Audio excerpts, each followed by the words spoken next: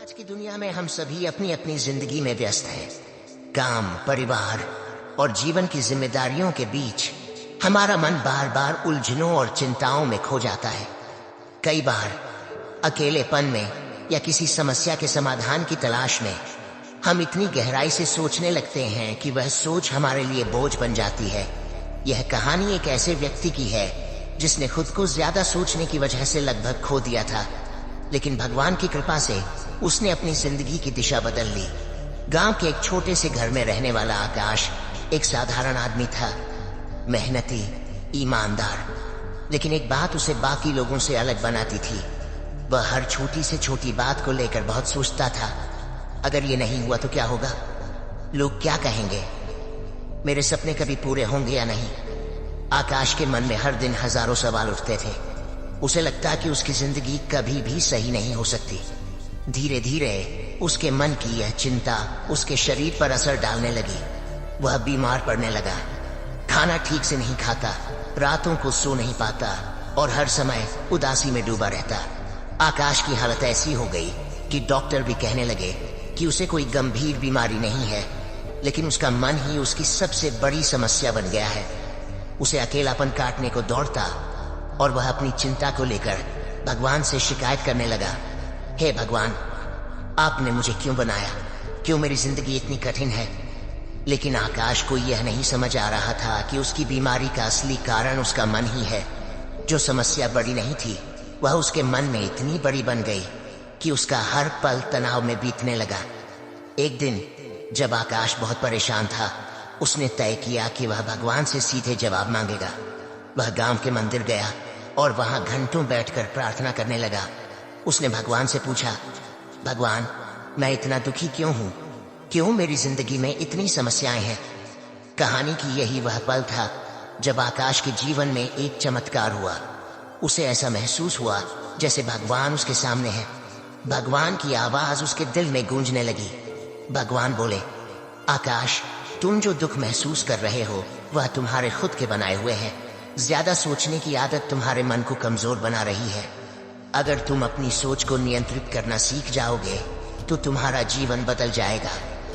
भगवान ने आकाश को समझाया, देखो, तुम्हारा मन एक बगीचे की तरह है। अगर तुम उसमें सुंदर फूल लगाओगे तो वह खुशबू फैलाएगा, लेकिन अगर तुम उसमें कांटे और झाड़ियां उगने दोगे तो वह तुम्हें ही चोट पहुंचाएगा।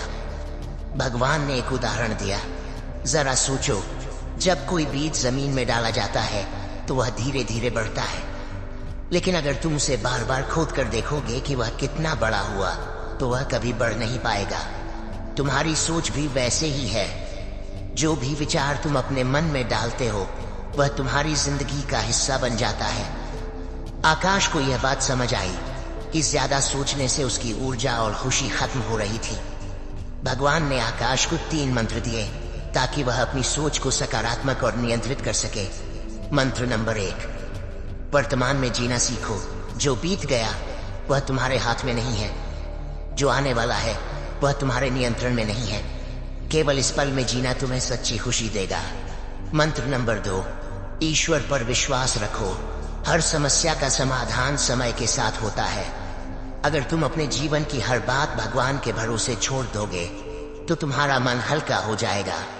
मंत्र नंबर 3, कृतज्ञता का अभ्यास करो। अपने जीवन की अच्छी चीजों के लिए हमेशा शुक्रगुजार रहो।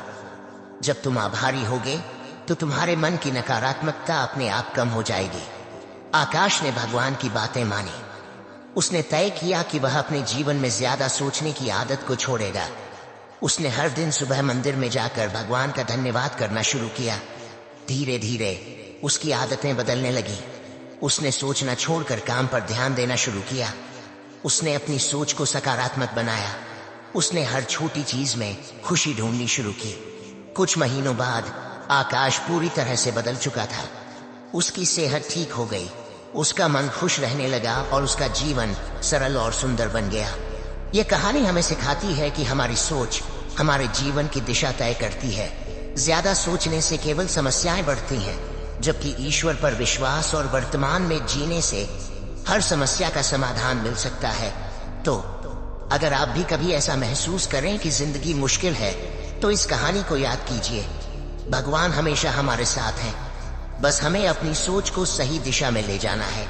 याद रखें, मन को शांत करो, सोच को हल्का करो और ईश्वर के साथ मिलकर अपने जीवन को सुंदर बनाओ। तो दोस्तों, आज के लिए बस इतना ही।